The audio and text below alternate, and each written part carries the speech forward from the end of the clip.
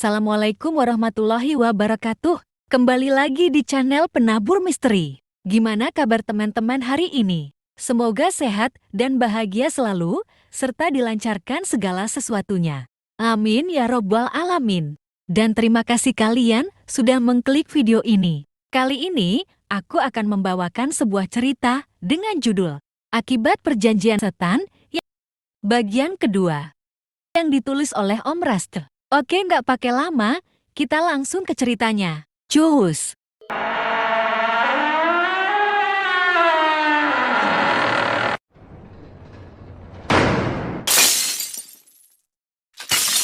Perjalanan dilanjutkan.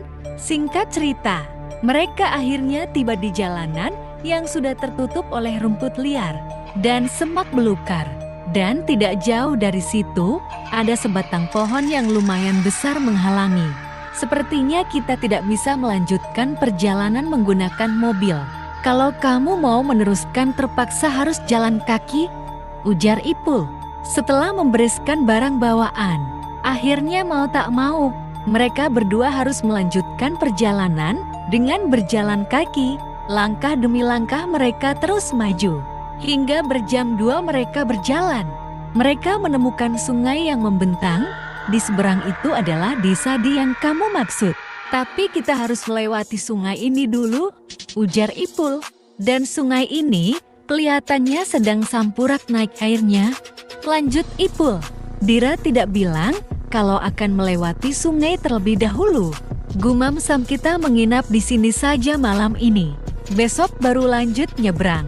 Semoga saja masih ada warga yang tinggal di sana. Biar kita bisa meminjam sampahnya untuk menyeberang, ujar Ipul. Suara burung hantu bersahut-sahutan terdengar, kunang-kunang beterbangan, dan suara jangkrik di balik kerumputan beradu nyaring. Malam itu suasananya sangat tenang hingga saat tengah malam tiba. Saat salah satu mereka sudah tidur, Sam mendengar suara tawa cekikikan yang sangat dekat.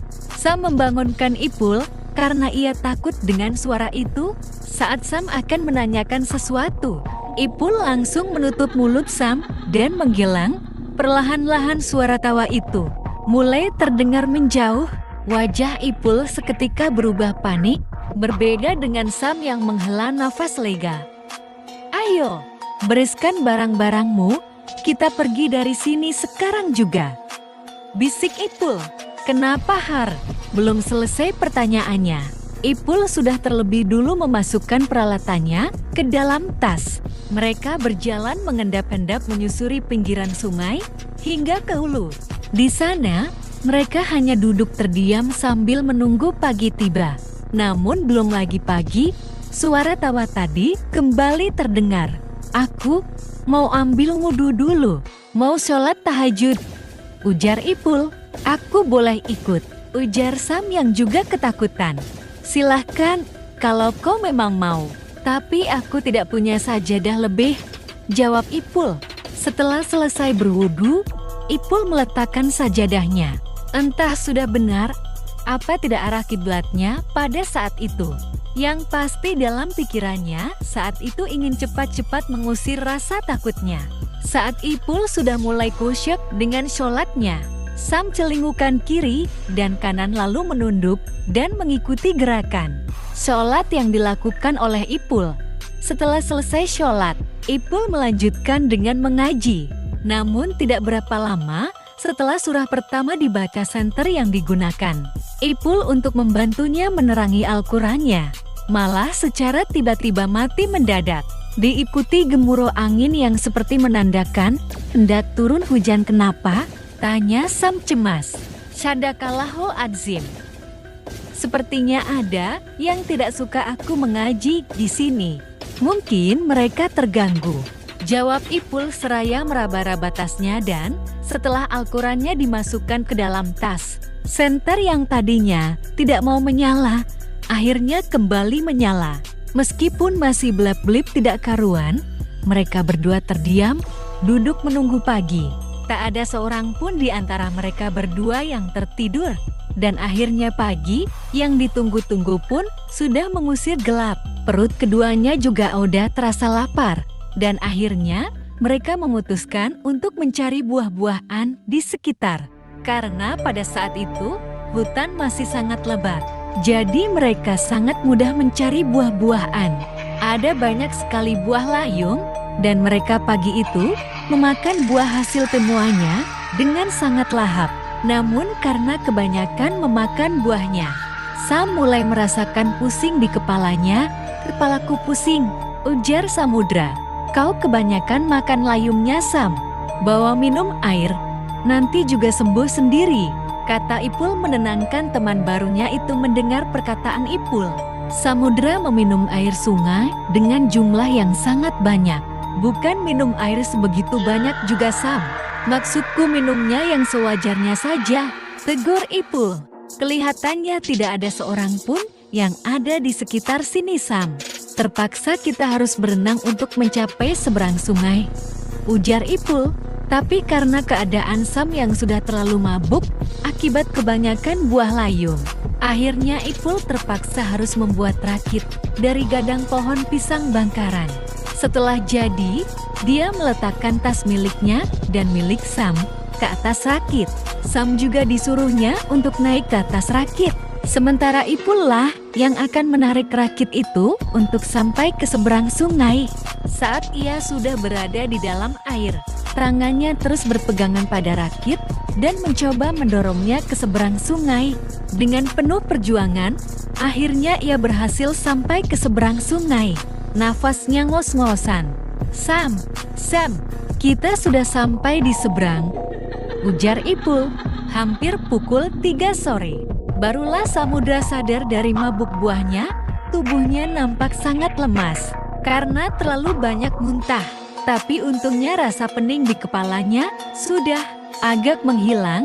Jadi mereka bisa melanjutkan naik ke atas menuju desa. Kameranya mulai dinyalakan. Di awalan video, ia memperkenalkan Ipul dan juga dirinya sendiri.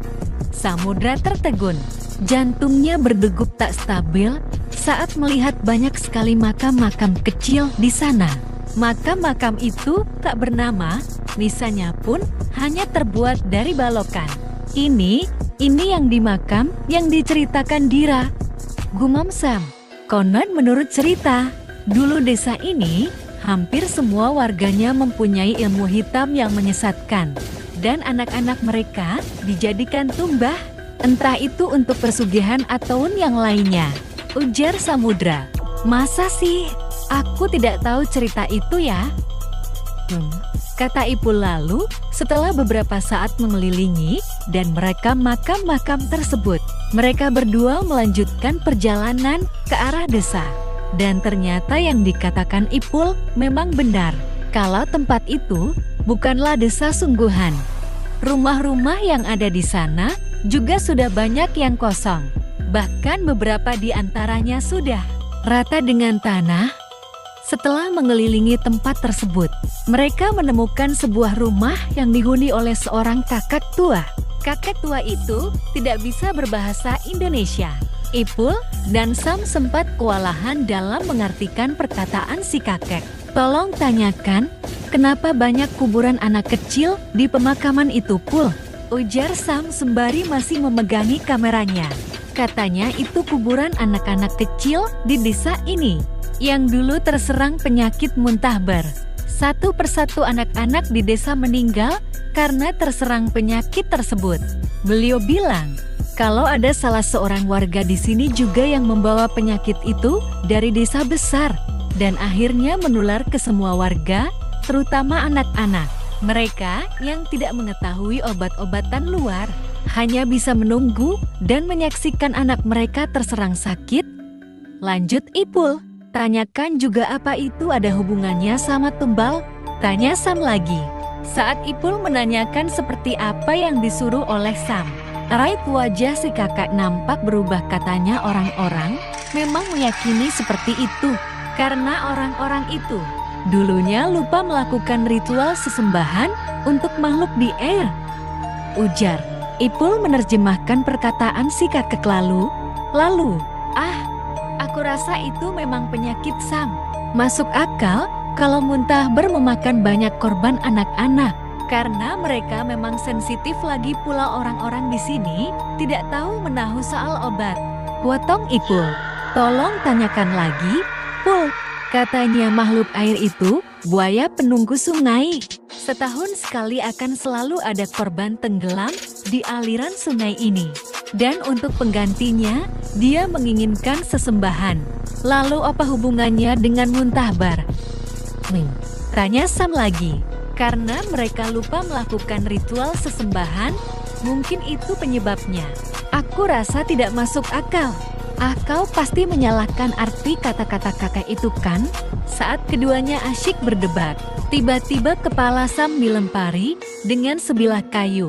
Saat ia melihat ke sekelilingnya, ternyata tak jauh dari mereka, ada 2 orang bapak-bapak membawa senapan. Karena pikiran mereka berdua sudah kemana-mana. Akhirnya, mereka berlari menuju ke arah sungai, mengetahui 2 bapak tadi masih mengejar mereka. Akhirnya tanpa pikir panjang, Ipul dan Sam langsung terjun ke air dan segera menyeberang. Dengan susah payah dan meski sedikit terbawa ke hilir, mereka berdua berhasil sampai di tempat awal mereka menyeberang tadi. Kameraku basah semua, begitupun Alkitabku, keluh Sam. Sama, bon hutangku di Jama juga basah, dan sobek-sobek senter juga basah, dan tidak bisa digunakan. Sahut Ipul. Sam merasa menyesal sudah nekat datang ke tempat itu. Ia juga mengutuk habis-habisan kepada 2 bapak-bapak tadi yang sempat mengejar mereka tanpa tahu apa maksudnya. Alhasil, mereka berdua terus berjalan, mencari arah jalan mobil pick-up milik Ipul berada. Gelap semakin membatasi penglihatan keduanya.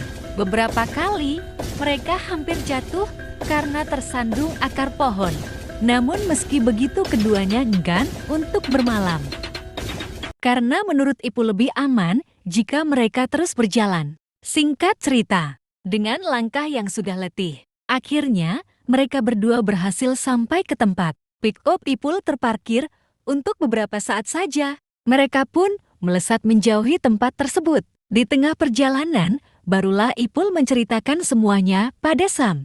Kau tahu suara ketawa itu? Itu suara hantu beranak, atau yang dalam bahasa Indonesianya kuntilanak. Jika suaranya terdengar dekat, artinya mereka jauh dari kita. Tapi kalau suaranya jauh, itu berarti mereka sangat dekat dengan kita. Makanya saat suaranya jauh tadi malam, aku melarangmu untuk menegur ataupun menanyakannya. Karena kalau disebut, mereka pasti akan langsung datang, ujar Ipul. Cantikkah mereka itu, Pul? Lalu, kalau mereka datang bagaimana? Tanya Sam. Kata orang, wajah mereka itu sangat cantik tiada tanding jika berubah jadi manusia. Dulu pernah ada ceritanya orang yang menikah dengan hantu itu. Akhirnya, laki-lakinya dibunuh oleh si hantu karena berniat beristri lagi. Dan kalau mereka mendatangimu saat di hutan, itu telurmu yang akan diambil oleh mereka. Membayangkannya saja, aku sudah ngilu Sam, ujar Ipul. Itu si laki-lakinya yang goblok. Sudah punya istri cantik, hantu lagi. Malah mau main-main sama perempuan lain. Mendengar perkataan Sam, Ipul langsung memukul kepalanya dengan botol bekas air minum. Ipul mengantarkan Samudra sampai masuk ke dalam bus. Hati-hati ya Sam, sampai jumpa. Jangan lupakan perjalanan kita ya. Sama itu, saat kau mabuk buah layum, ujar Ipul sambil tertawa. Samudra pun ikut tertawa. Lalu saat penumpang mulai bernaikan, ia menyerahkan alamat rumahnya yang ia tulis di kertas rokok pada Ipul. Ini alamatku, simpan ya. Nanti kalau ada waktu, main-main ke Kaltim, ujar Sam. Iya pasti. Doakan saja semoga tahun depan aku jadi triliuner, biar bisa keliling dunia mengajakmu, canda Ipul seraya menjabat tangan Samudra. Lalu berjalan keluar bis. Saat bis sudah akan jalan, Samudra membuka kacanya dan memanggil Ipul. Ipul, kamu salah. Yang benar itu, miliarder, teriaknya sambil melambaikan tangan pada Ipul. Bis semakin menjauh. Ia melihat Ipul yang masih berdiri dan melambaikan tangannya. Hingga bis itu keluar terminal. Sam menyapu air matanya Ia sangat terharu. Setengah jam di perjalanan, Sam merasa agak bosan. Ia mulai membuka makanan-makanan yang dibelinya tadi, dan juga membaca koran yang ada di kantong belakang kursi bis. Di halaman pertama, ada berita-berita lokal yang memberitakan tentang maling yang tangkap Delali. Sampai pada halaman berikutnya, Sam terperanjat saat melihat sebuah berita penemuan mayat tenggelam dengan ciri-ciri yang sama persis dengan Ipul. Jantungnya mulai berdetak tak karuan. Bingung, takut, dan merasa tidak percaya campur aduk jadi satu. Apa benar itu Ipul, seorang teman baru yang dengan sukarela menemaninya mencari desa anak itu? Dan demikianlah ceritanya berakhir. Sampai jumpa di cerita selanjutnya. Jika Anda tertarik, dukung kami dengan cara like, komen, dan subscribe channel ini. Terima kasih.